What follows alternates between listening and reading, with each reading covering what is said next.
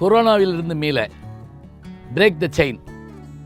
நோய் தொடருக்கு தடை கொடுப்போம், கொரோனாவிற்கு விடை கொடுப்போம்.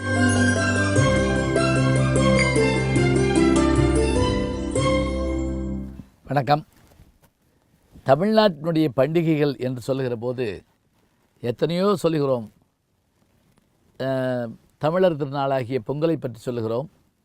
அதே போல் இங்கு கொண்டாடப்படுகின்ற அடியார்களுடைய பிறந்த நாட்கள், 63 நாயன்மார்களுடைய பிறந்த நாட்கள், அவர்கள் முத்தியடைந்த நாட்கள், அதே போல் அவர்களுடைய திருநட்சத்திரத்தை நாம் பாராட்டுகிற தன்மை உண்டு. ஆழ்வார்களை பற்றி பேசியிருக்கிறோம் என்று நாம் பலரை சொல்லியிருக்கிறோம். திருவிழாக்கள் என்று வருகிற போது நம்முடைய பண்டிகைகளில் நாம் மறந்து போன பண்டிகை ஒன்று எது என்று கேட்டால் திருவோணம். 27 நட்சத்திரங்களில் 2 நட்சத்திரங்களுக்குத்தான் திரு என்கின்ற அடைமொழி உண்டு. ஒன்று திருவோணம், இன்னொன்று திருவாதிரை.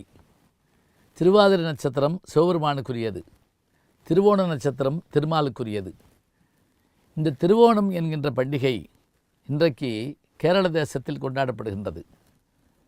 நம்முடைய பண்டிகை அது எப்படி அங்கே சென்றது என்று நமக்கு தெரியவில்லை.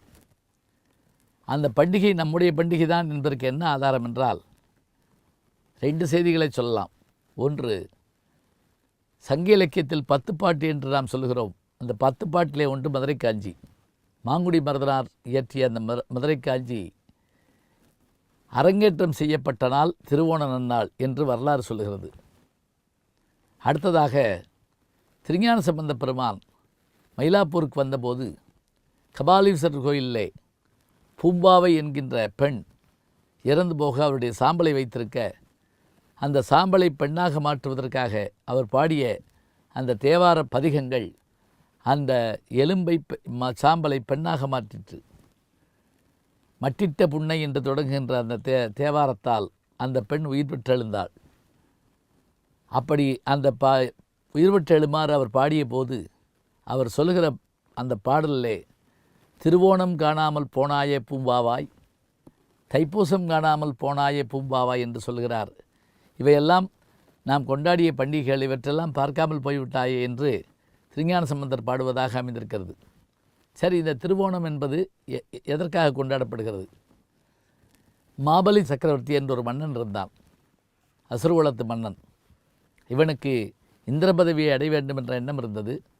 அவருடைய குலகுருவாகிய சுக்கராச்சாரியார் உதவி செய்தார், யாகங்கள் செய்தான். அதன் காரணமாக இந்திரனுடைய பாண்டு கம்பளம் அடங்கிற்று. அவனுடைய நாற்காலி ஆட்டம் காணத் தொடங்கியது. எல்லோரும் ஓடி சென்று திருமாலிடத்தில் கேட்டார்கள், அவன் யாகத்தை முடித்தால் இந்திரனாகி விடுவானே, என்ன செய்வது? துஷ்ட நிக்கிரக சிஷ்ட பரிபாலனம் செய்கின்ற எம்பெருமான் தீயவர்களை அழித்து நல்லவர்களை காக்க வேண்டும் என்பதற்காக உடனடியாக பூமிக்கு வருகிறார். எப்படி வந்தார் என்றால் 10 அவதாரங்களில் மனித அவதாரமாக வருகின்ற அவதாரம்தான் வாமன அவதாரம்.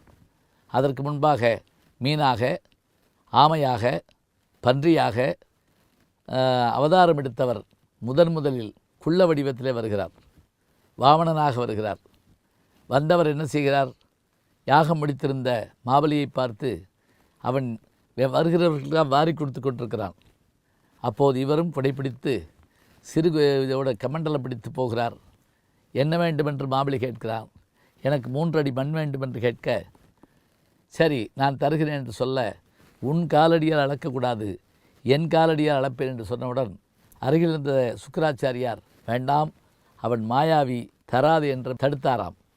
இல்லை, யாகம் முடிந்த பிறகு கொடுக்காமல் போய்விட்டால் பலன் கிடைக்காது என்று சொல்லி தருவதற்காக அவன் என்ன செய்தான்?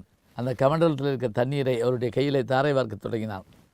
உடனே சுக்கராச்சாரியார் வண்டுருவம் அடித்து அதனுடைய உள்ளே சென்று அதை அடைத்து கொண்டாராம், தண்ணீர் விழாமல். உடனே தன்னுடைய இடுப்பிலிருந்து ஒரு தற்பை எடுத்து வாமன வடிவில் வந்த திருமால் அந்த தொலை வழியை சொருக அவருக்கு ஒரு கண் போயிற்றப்பட்டு என்பார்கள். கொடுப்பது அழுக்கறுப்பான் சுற்றம், உடுப்பதும் உண்பதும் என்று கெடும் நம்ம சொல்லுவோம். பிறகு அந்த தண்ணீர் தாரை வார்க்கப்பட்டவுடன் வாமன அவதாரமாக இருந்த எம்பெருமான் ஓங்கி உலகளந்த பெருமானாக மாறினார். ஓங்கி உலகளந்த உத்தமன் பேர்பாடி நாங்கள் நம் பாவைக்கு சாற்றினி நாடினாள் என்று ஆண்டாள் பாடுகிறாள். அப்படி உலகளந்த எம்பெருமான் முதலில் பூமியை இழந்தார், பிரபஞ்சத்தை இழந்தார். 3வது அடியை எங்கே வைக்க என்று கேட்க 3வது அடியை என் தலைமீது வையுங்கள் என்று அந்த மன்னன் வாக்கு தவறாமல் சொன்னானாம். அப்படி அவன் தலைமீது வைத்தவுடன் ஒரே ஒரு வேண்டுகோள், ஆண்டுக்கு ஒரு முறை நான் என் மக்களை காண இந்த பூமிக்கு வர வேண்டும் என்று மாபலி சக்கரவர்த்தி கேட்டுக்கொண்டானாம். எம்பெருமானும் அவ்வாறே அருளினாராம். பிறகு அவன் பூமிக்கடியில் சென்று விட்டான். அப்படி அவனை பூமியிலே அழுத்தி அவன் யாகத்தை தடுத்து அவனை இந்திர ஆகவிடாமல் தடுத்தவர் எம்பெருமான். அந்த மன்னன் ஆண்டுதோறும் பூமிக்கு வருகிற போது அவனை வரவேற்பதற்காக மக்கள் காத்திருப்பார்களாம். எப்படி? பூக்கோளம் போட்டு காத்திருப்பார்களாம். மாக்கோளம் போடுவது ஒரு வகை, பூக்கோளம் போடுவது கேரள நாட்டினுடைய முறை. இந்த திருவோண நன்னாள் மலர்களால் அலங்கரிக்கப்பட்டு மாபலிக்காக காத்திருக்குமாம். அந்த திருவோணம்தான் இன்றைக்கு. இந்த திருவோணம் நம்முடைய திருநாள், நம்முடைய சமயக்குறவர்கள் சொல்லிய பாராட்டிய திருநாள், சங்க இலக்கியம் அரங்கேறிய திருநாள். இன்றைக்கு கேரளாவிலே கொண்டாடப்படுகின்ற திருவோணம் அங்கும் கொண்டாடப்படலாம், எங்கும் கொண்டாடப்படலாம். மாபலியின் கதையோடு இந்த வரலாறுகள் எல்லாம் நாம் தெரிந்து கொள்ள வேண்டும். அத்தனை பேருக்கும் நம்முடைய யூடியூப் சேனல் வாயிலாக திருவோண நன்னாள் நல்வாழ்த்துக்களை மகிழ்வோடு தெரிவித்துக் கொள்வோம்.